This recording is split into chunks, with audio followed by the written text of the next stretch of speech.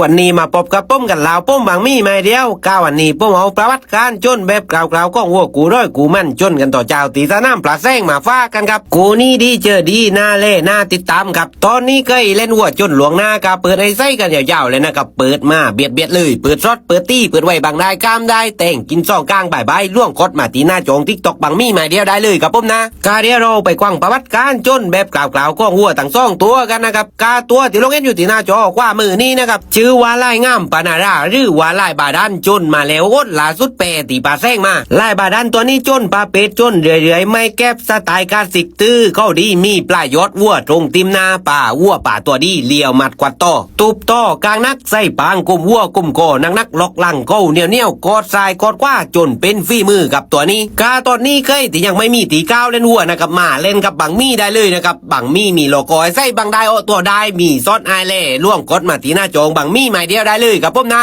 ตาลิงกดไม่ได้นะครับล่วงเอ็ดไล่ที่ปุ่มเกี้ยนตีหน้าจงได้เลยกับผมนะเหลวว่าเรื่องข้อมูลในปุ่มมีให้ตุกกูตุกซาน้ำล่วงไม่ต้องปลำไม่ต้องเดี๋ยวปุ่มมาเองกับผมเหลวว่าเรื่องเบี้ยนี่ตีเราจัดจีนแน่นอนไม่ต้องกลัวเลยกับผมการเรามาเล่กันตีต่างด้านกูจนกันมั่งนะครับตัวที่เราเห็นอยู่ที่หน้าจอสายมือนี่นะครับชื่อว่าแดงรุงตะวันจนมาแล้วเอาก้นล่าสุดหนามาจากหน้าซ้ายแดงรุงตะวันตัวนี้จนปลาเป็ดจนเรื่อยๆเย็นมาหน้ามาลั่งมีปลายอดวัวตรงติมัวเดินหน้าแก้งแรงเดินตุบเดินงัดขึ้นไปตุบขึ้นไปแคว้นใส่ปังกุมกอดช่วยเลี้ยวมัดกว่าต่อว้วนต่อกลางนักจนเลี่ยมดีฝีมือกับตัวนี้กาใกล้ที่ยังไม่มีตีก้าวเล่นวัวนะครับหมาเล่นกับบังมี่ได้เลยกับตอนนี้เปิดไอ้ไส้กันหลวงหน้ากันยาวๆเลยนะครับเปิดก่อนเปิดไว้บางได้กล้ามได้มีซอดไอเล่มีวัววู้ให้กวางฟรีล่วงกดมาตีหน้าจงติ๊กตอกบังมี่ไม่เดียวได้เลยกับผมนะเรียกว่าเพื่อนรักกลางในจบกลางในกันมั่งวิจารณ์กันมาที่ไก่รักลายบาดาลกด1ไก่รักแดงรุงตะวันกดร่องมาที่กับผม